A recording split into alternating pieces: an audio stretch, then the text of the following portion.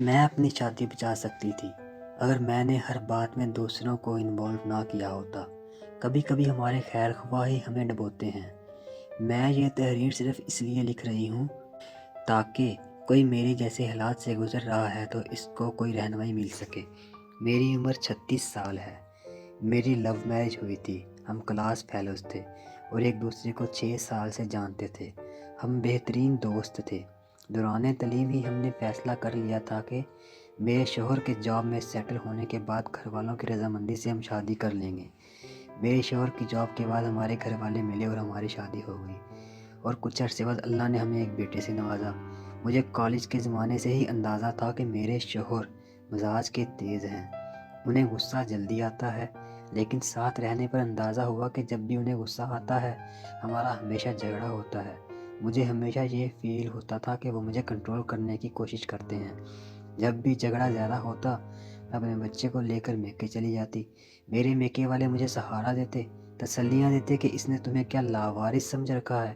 میری بہنیں فون پہ میرے شوہر کو بے نقط سناتی۔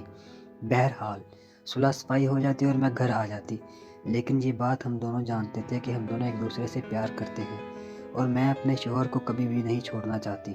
لیکن ہر جھگڑے کے دوران انہیں یہ ضرور کہتی کہ اگر مجھے چھوڑنا ہے تو چھوڑ دیں۔ مجھے علم ہے کہ یہ سب میں صرف اپنی ناک کو بلند رکھنے کے لیے کہتی تھی۔ ایک بار ہمارا جھگڑا اتنا بڑا کہ انہوں نے پہلی بار مجھ پہ ہاتھ اٹھایا اور گھر سے باہر نکال دیا۔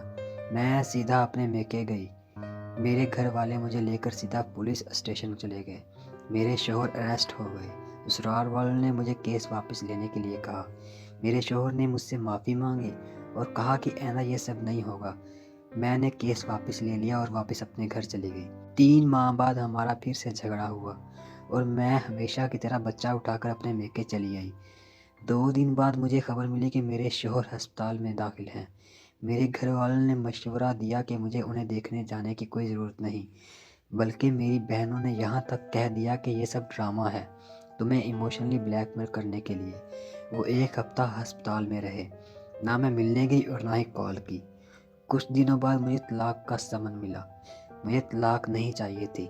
مجھے اپنے شوہر سے محبت تھی۔ میں اپنا گھر خراب نہیں کرنا چاہتی تھی، لیکن میری انا آڑے آ رہی تھی۔ مجھے لگا کہ میں طلاق کا منع کر کے نیچی ہو جاؤں گی۔ میں نے انہیں کال کی کہ جب چاہیے طلاق لے لیں، میں بھی اس جہنم میں نہیں رہنا چاہتی۔ کورٹ میں ہمارا کیس آسانی سے ختم ہو گیا۔ میرے شوہر نے میری ساری ڈیمانڈز، بچے کی کسٹڈی اور خرچہ دینا قبول کر لیا۔ ان کا کہنا تھا کہ وہ میری سب باتیں ماننے کے لیے تیار ہیں، انہیں صرف طلاق چاہیے۔ اس طرح جولائی 2009 میں میری طلاق ہو گئی۔ میرے شوہر نے کچھ عرصے بعد دوسری شادی کر لی۔ ان کے بچے بھی ہو گئے، لیکن میرے بچے سے ملنے اکثر آتے ہیں، اس کی ہر ضرورت کا خیال رکھتے ہیں۔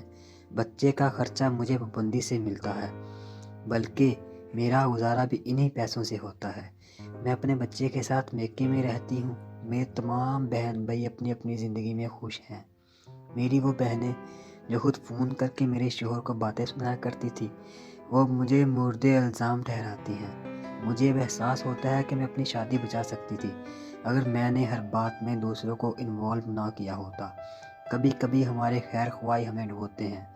میں ابھی بھی یہ نہیں کہہ رہی کہ میرے شوہر یا میری غلطی نہیں تھی، لیکن ہمارے جھگڑے اتنے بڑے نہیں تھے جن کی وجہ سے طلاق لی جاتی۔